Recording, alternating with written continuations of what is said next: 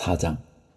솔로몬 왕이 온 이스라엘을 다스리는 왕이 되었을 때에 그가 거느린 고급 관리들은 다음과 같다.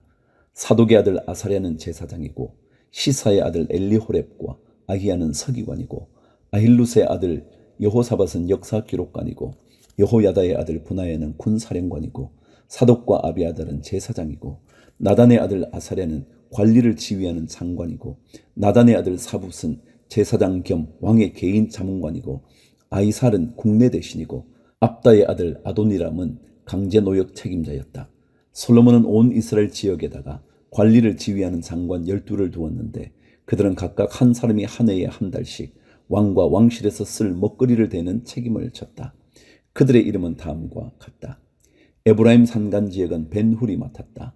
마가스와 사알빔과 베세메스와 엘론벳 하난 지역은 벤데겔이 맡았다. 아룻봇과 소고와 헤벨 전 지역은 벤헤셋이 맡았다. 돌의 고지대 전 지역은 벤 아비나답이 맡았는데 그는 솔로몬의 딸 다밧의 남편이다. 다하낙과 무깃도와 이스라엘 아래 사르단 옆에 있는 벳산 전 지역과 저 멀리 아벨 모홀라와 용나함에 이르는 지역은 아힐루스의 아들 바하나가 맡았다. 길르앗의 라못 지역과 길르앗에 있는 므낫의 아들 야일의 모든 동네와 바산에 있는 아르곱 지역의 성벽과 높이 땅을 갖춘 60개의 큰 성읍은 벤 게벨이 맡았다. 마하나임 지역은 id도의 아들 아히나답이 맡았다. 납달리 지역은 솔로몬의 딸 바스맛의 남편 아히마아스가 맡았다. 야셀과 아롯 지역은 후세의 아들 바하나가 맡았다. 이사갈 지역은 바루아의 아들 여호사밧이 맡았다. 베냐민 지역은 엘라의 아들 시므이가 맡았다. 길르앗 땅은 우리의 아들 게벨이 맡았다. 이곳 길르앗은 아모리 사람의 왕 시온과 바산 왕 옥의 땅이었다. 이 12 밖에도 온 땅을 맡아서 관리하는 장관이 따로 있었다. 20절.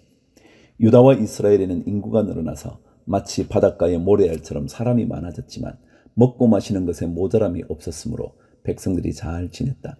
솔로몬은 유프라테스 강에서부터 블레셋 영토에 이르기까지 또 이집트의 국경에 이르기까지 모든 왕국을 다스리고 그 왕국들은 솔로몬이 살아있는 동안 조공을 바치면서 솔로몬을 섬겼다.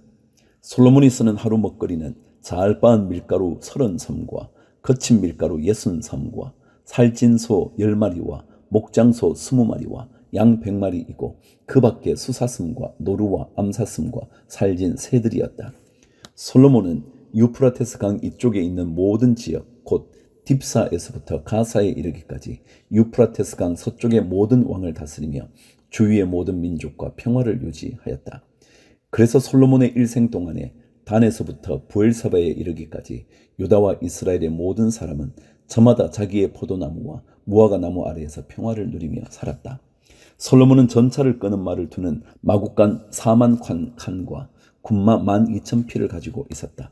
그리고 솔로몬의 관리들은 각자 자기가 책임진 달에 솔로몬 왕과 솔로몬 왕의 식탁에 참석하는 모든 사람이 먹을 수 있도록 부족하지 않게 먹거리를 조달하였다.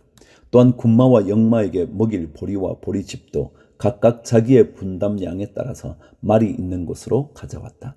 하나님께서 솔로몬에게 지혜와 총명과 넓은 마음을 바닷가의 모래알처럼 한없이 많이 주시니 솔로몬의 지혜는 동양의 어느 누구보다도 또 이집트의 어느 누구보다도 더 뛰어났다. 그는 어느 누구보다도 더 지혜로웠다. 예스라 사람 에단과 마홀의 아들 헤만과 갈골과 다르다보다도 더 지혜로웠으므로 그의 명성은 주위의 모든 민족 가운데 자자하였다.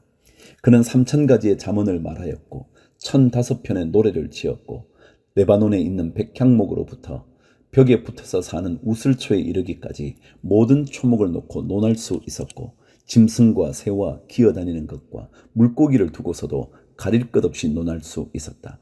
그래서 그의 지혜에 관한 소문을 들은 모든 백성과 지상의 모든 왕은 솔로몬의 지혜를 들어서 배우려고 몰려왔다. 5장. 두로의 히람 왕은 평소에 늘 다윗을 좋아하였는데 솔로몬이 그의 아버지 다윗의 뒤를 이어 왕으로 기름 부음을 받았다는 소식을 듣고 솔로몬에게 자기의 신하들을 보냈다. 그래서 솔로몬은 히람에게 사람을 보내어 말을 전하였다. 임금님께서 아시다시피 나의 아버지 다윗 임금은 주 하나님을 섬기면서도 주님께서 원수들을 그의 발바닥으로 짓밟을 수 있게 하여 주실 때까지 전쟁을 해야 했으므로 자기의 하나님이신 주님의 이름을 찬양할 성전을 짓지 못하였습니다. 그런데 이제는 주 나의 하나님께서 내가 다스리는 지역 온 사방에 안정을 주셔서 아무런 적대자도 없고 불상사가 일어날 일도 없습니다. 이제 나는 주님께서 나의 아버지 다윗 임금에게 내가 내 왕위에 너를 대신하여 오르게 할 내 아들이 내 이름을 기릴 성전을 지을 것이다 하고 말씀하신 대로 주 나의 하나님의 이름을 기릴 성전을 지으려고 합니다. 그러므로 이제 명령을 내리셔서 성전 건축에 쓸 레바논의 백향목을 베어서 주시기 바랍니다. 나의 종들이 임금님의 종들과 함께 일을 할 것이고 임금님의 종들에게 줄 품삯은 임금님께서 정하시는 대로 지불하겠습니다. 임금님께서도 잘 아시다시피 우리 쪽에는 시돈 사람처럼 벌목에 능숙한 사람이 없습니다. 히람이 솔로몬의 말을 전하여 듣고 크게 기뻐하면서 이렇게 말하였다. 오늘 다윗에게 이 큰 백성을 다스릴 지혜로운 아들을 주신 주님께 찬양을 드리자. 그리고 히람은 솔로몬에게 회신을 보내어서 이렇게 말하였다. 임금님께서 나에게 보내주신 전갈은 잘 들었습니다. 백향목뿐만 아니라 잣나무도 원하시는 대로 드리겠습니다. 나의 종들이 레바논에서부터 바다에까지 나무를 운반하고 바다에 뗏목으로 띄워서 임금님께서 나에게 말씀하신 곳까지 보내고 그곳에서 그 나무를 풀어 놓을 것입니다. 그러면 임금님께서는 끌어올리기만 하시면 됩니다. 그리고 그 값으로 내가 바라는 것은 나의 왕실에서 쓸 먹거리를 제공하여 주시는 것입니다. 이렇게 하여서 히람은 백향목 제목과 잣나무 제목을 솔로몬이 원하는 대로 다 보내주었다. 솔로몬은 히람에게 왕실에서 쓸 먹거리로 밀 2만 섬과 짜는 기름 20섬을 보내주었다. 솔로몬은 해마다 히람에게 이렇게 하였다. 주님께서는 약속하신 그 말씀대로 솔로몬에게 지혜를 주셔서 히람과 솔로몬 사이에는 평화가 있었다. 그리고 그 둘은 조약도 맺었다. 솔로몬 왕은 이스라엘 전국에서 노무자를 불러 모았는데 그 수는 3만 명이나 되었다. 그는 그들을 한 달에 10,000명씩 번갈아 레바논으로 보내어 한 달은 레바논에서 일을 하게 하고 2달은 본국에서 일을 하게 하였다. 노역부의 책임자는 아도니람이었다. 솔로몬에게는 짐을 운반하는 사람이 7만 명이 있었고 산에서 채석하는 사람이 8만 명이 있었다. 그 밖에 작업을 감독하는 솔로몬의 관리 가운데는 책임자만 해도 3,300명이 있었다. 그들은 공사장에서 노동하는 사람을 통솔하였다. 왕은 명령을 내려서 다듬은 돌로 성전의 기초를 놓으려고 크고 값진 돌을 채석하게 하였다. 그리하여 솔로몬의 건축자들과 히람의 건축자들과 그발 사람들은 돌을 다듬었고 성전을 건축하는 데 쓸 목재와 석재를 준비하였다. 6장. 이스라엘 자손이 이집트 땅에서 나온 지 480년, 솔로몬이 이스라엘의 왕이 된 지 4년째 되는 해 12월 곧 둘째 달에 솔로몬은 주님의 성전을 짓기 시작하였다. 솔로몬 왕이 주님께 지어 바친 성전은 길이가 60자이고 너비가 20자이고 높이가 30자이다. 성전의 본당 앞에 있는 현관은 그 길이가 20자로서 그 본당의 너비와 똑같고 그 너비는 성전 본당 밖으로 10자를 더 달아냈다. 그리고 그는 성전 벽에다가 붙박이 창을 만들었는데 바깥쪽을 안쪽보다 좁게 만들었다. 그리고 그 사방에 골방을 만들었다. 성전의 벽, 곧 본당 양옆과 뒤로는 쭉 돌아가면서 3층으로 다락을 만들었다. 아래층에 있는 다락은 그 너비가 5자이고 가운데 층에 있는 다락은 그 너비가 6자이고 3층에 있는 다락은 그 너비가 7자이다. 이것은 성전 바깥으로 돌아가면서 턱을 내어서 골방의 석가래가 성전의 벽에 박히지 않게 하였다. 돌은 채석장에서 잘 다듬어낸 것을 썼으므로 막상 성전을 지을 때에는 망치나 정 등 새로 만든 어떠한 연장 소리도 성전에서는 전혀 들리지 않았다. 가운데 층에 있는 골방으로 들어가는 문은 성전의 남쪽 측면에 있으며 나사 모양의 층계를 따라서 가운데 층으로 올라가게 하였다. 또 가운데 층에서부터 3층까지도 나사 모양의 층계를 따라서 올라가게 하였다. 이렇게 해서 그는 성전 짓기를 완성하였다. 성전의 천장은 백향목 석가래와 널빤지로 덮었다. 또한 성전 전체에다가 돌아가면서 높이가 저마다 5자씩 되는 다락을 지었는데 백향목 들보로 성전에 연결하였다. 주님께서 솔로몬에게 말씀하셨다. 드디어 내가 성전을 짓기 시작하였구나. 내가 내 법도와 율례를 따르고 또 나의 계명을 순종하여 그대로 그것을 지키면 내가 내 아버지 다윗에게 약속한 바를 내게서 이루겠다. 또한 나는 이스라엘 자손과 더불어 그들 가운데서 함께 살겠고 내 백성 이스라엘을 결코 버리지 않겠다. 솔로몬이 성전 짓기를 마쳤다.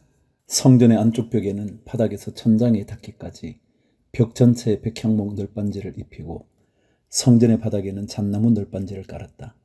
성전 뒤쪽에서 앞쪽으로 20자를 재어서 바닥에서부터 천장의 석가래에 이르기까지 백향목 널빤지로 가로막아서 성전의 내실 곧 지성소를 만들었다. 내실 앞에 있는 성전의 외실은 그 길이가 40자였다. 성전 안쪽 벽에 입힌 백향목에는 호리병 모양 박과 활짝 핀 꽃 모양을 새겼는데 전체가 백향목이라서 석재는 하나도 보이지 않았다. 성전 안에는 주님의 언약궤를 놓아둘 내실을 마련하였다. 성전의 내실 곧 지성소는 길이가 20자, 너비가 20자, 높이가 20자이고 순금으로 입혔으며 백향목 제단도 순금으로 입혔다. 솔로몬은 성전 내부도 순금으로 입히고 지성소 앞에는 금사슬을 들이웠으며 그 지성소를 모두 금으로 입혔다.